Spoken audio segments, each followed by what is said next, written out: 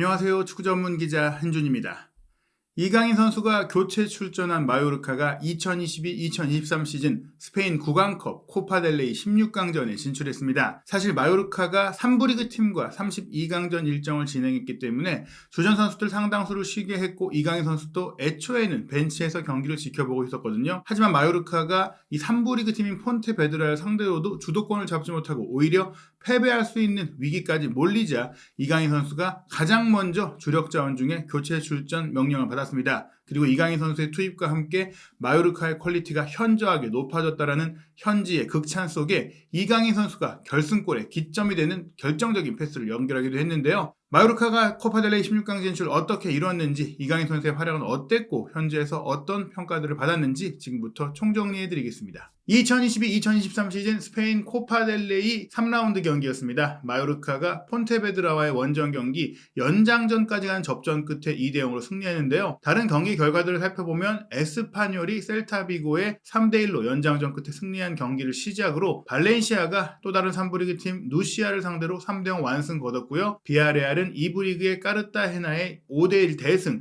레알 마드리드도 사실 굉장히 이제 살리찐 모습으로 등장한 그 아자르의 충격이 좀 있었는데 4부 리그 팀 카세레뇨의 1대0으로 신승을 거뒀습니다. 쿠에타가 1부 리그 팀인 엘체의 1대0 승리를 거두면서 3부 리그 돌풍을 보여줬고요. 2부 리그의 스포르팅 히혼도 1부 리그의 라요 바이카노의 2대0 승리를 거두면서 하부 리그 팀의 이변을 연출했습니다. 레반테도 1부 리그 팀 헤타페의 3대2로 승리했고요. 세비야는 3부 리그의 리나레스의 5대0으로 크게 이겼습니다. 레알 소시에다드도 3부 리그 로그로니에스의 원정 경기 1대0 신승을 거두는 등 결코 만만치 않은 일정이었어요. 당장 오는 주말에 또 라리가 경기가 이어지기 때문에 많은 일부 리그 팀들이 로테이션 속에서 고전하는 측면이 있었는데요. 마요르카 같은 경우 말씀드린 대로 이강인 선수의 후반전 투입이 주요했습니다. 스페인 전국 스포츠 신문인 마르카가 운영 중인 라디오 마르카에서 이 경기를 실시간으로 중계하면서 경기 막판, 이제 연장전 막판이었어요. 마요르카가 2대0으로 승리를 굳히는 상황 속에 이강인과 무리키의 교체 출전이 현저하게 마요르카 팀 자체의 퀄리티, 깔리닷을 높였다. 노타블레 살토 데 깔리닷이라는 표현이 바로 그 얘기인데요. 아기레 감독이 확실하게 효과를 본 그런 또 교체 수입이 됐다. 결국에는 이강인 무리키가 여전히 마요르카의 공격 핵심이다. 이렇게 볼 수 있겠는데요. 말씀드린 대로 선발 명단에 이강인 선수도 무리키 선수도 없었습니다. 마요르카는 골키퍼부터도 후보 선수인 그레이프를 출전시켰고요.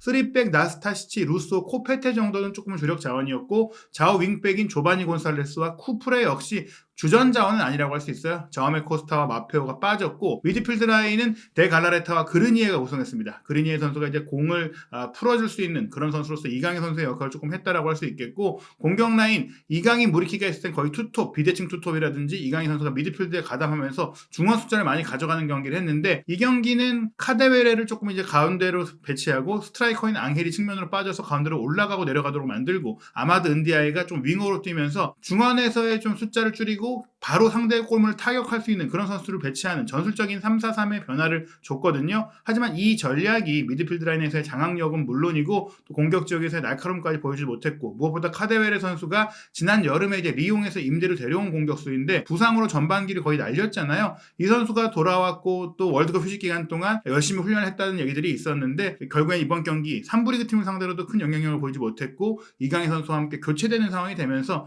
이강인 선수의 입지는 여전히 탄탄하다. 오히려 이강인 선수를 중심으로 어떤 조합을 짜느냐가 중요하다라고 느껴질 정도로 이강인 선수가 없는 상태에서 다른 선수들의 활약도가 좋지 않았습니다. 후반전 시작과 함께 이강인 선수를 투입할 수밖에 없었던 이유는 전반전 볼 점유율부터도 마요르카가 50대 50이 될 정도로 3부 리그 팀을 상대로 압도하지 못했어요. 슈팅 숫자는 마요르카가 6개로 4개를 기록한 폰테베드라보다 많긴 했지만 이 슈팅 중에 유효 슈팅은 2개에 불과했고 상당수가 박스 바깥에 외곽에서 시도한 중거리 슈팅이었기 때문에 결정적인 기회는 많이 없었다고 할 수 있겠습니다. 반대로 오히려 폰테베드라가 4개의 슈팅을 기록하면서 유효 슈팅은 1개일 뿐이었지만 날카롭고 위협적이고 골이 될 만한 기회가 더 많았다고 볼 수 있겠고요. 드리블 돌파 시도도 4차례에서 3차례가 나올 정도로 폰테베드라가 공격적으로 또 역습 상황에서 날카로운 모습 보였고 지상 경합 상황에서도 오히려 더 많이 승리하는 29회 승리, 마요르카를 상대로 공을 따내는 능력에 있어서도 앞서는 모습 보였습니다. 그러다 보니까 아기레 감독이 후반전 시작과 함께 이강인 선수를 투입을 했는데요. 지금 보시면 중앙 공격수로 뛰었던 카데베레를 빼고 이강인 선수를 투입했을 때 이강인 선수가 그 자리를 맡은 것은 것은 아니고 앙헬 선수가 가운데로 올라가고 아마드 은디아이가 이제 오른쪽 측면 그리고 이강인 선수가 왼쪽 측면에 뛰면서 이강인 선수가 조금은 플레이메이커의 성향을 보이면서 미드필드에 가세하는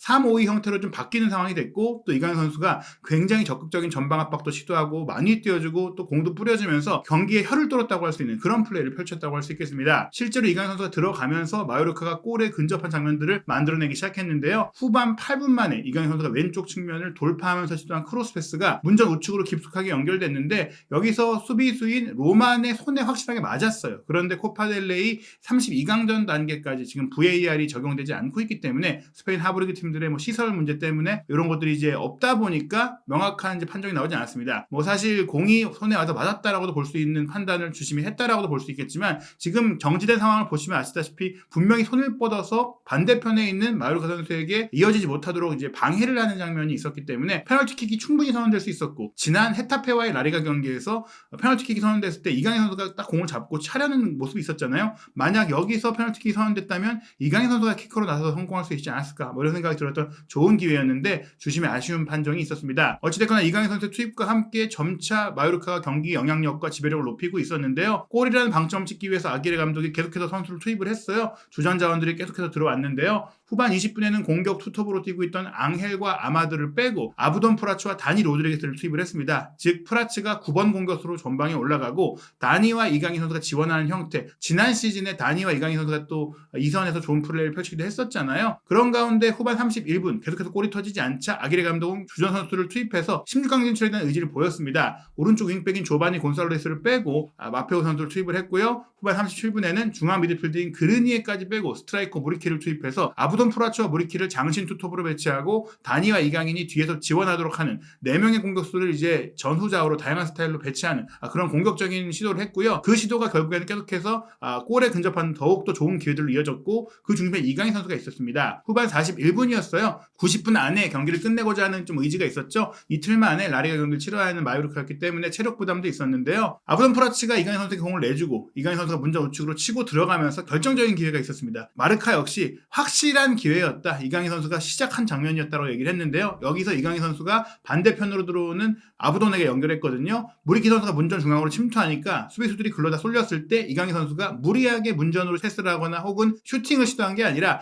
비어있는 아부돈 프라츠를 정확하게 포착하고 내줬고 또 아부돈 프라츠도 빠르게 슈팅을 가져갔는데 골키퍼의 선방에 막히고 말았습니다. 이러한 결정적인 기회들이 많이 나오면서 후반전의 전체 기록을 살펴보면 마요르카가 슈팅 숫자 12개에다가 유효 슈팅이 5개 전반전보다 훨씬 더 좋아진 기록 속에서 이제 폰테베드라를 상대로 주도했지만 결국에는 연장전까지 경기를 가져가야 했거든요. 연장전 시작과 함께 또 한 명의 교체를 아기레 감독이 단행을 하는데 중앙 미드필드 라인에 조금 지쳤던 데 갈라레사를 빼고 바타글리아를 투입을 했고요. 그런 가운데 연장 전반 4분 또 한 번 이강인 선수의 기점 플레이가 마요르카의 결정적인 기회가 됐는데요. 날카로운 왼발 장거리 프리킥 크로스가 문전에서의 혼전을 했고 프라츠 선수가 슈팅까지 가져갔지만 수비의 6탄 방어에 맡기면서 코너킥이 됐거든요. 계속해서 이강인 선수가 기회를 만들고 있다라고 마르카에서도 소개를 했는데 그러다가 결국에는 마요르카가 선제골을 넣었어요. 연장 전반 7분이었는데 이강인 선수의 기점 패스를 프라츠가 받았고 프라츠가 문전 반대편으로 넘겨주고 무리키가 밀어넣는 상황이 되면서 교체 출전했던 3명의 공격수들이 골을 합작했다고 볼 수 있습니다. 지금 보시면 19번 이강인 선수 쪽으로 표시가 되어 있죠. 기점이 되는 결정적인 패스였다라는 소개고요. 이 장면에서 중요했던 것이 폰테베드라의 수비수인 세오아네가 공격 빌드업을 시작하는 과정에서 이강인 선수가 잘라냈다라고 평가를 해요. 이강인 선수의 전방 압박이 또 기점이었다. 패스 자체도 좋았지만 이강인 선수가 전방에서 열심히 뛰고 빨리 뛰고 강하게 뛰어주면서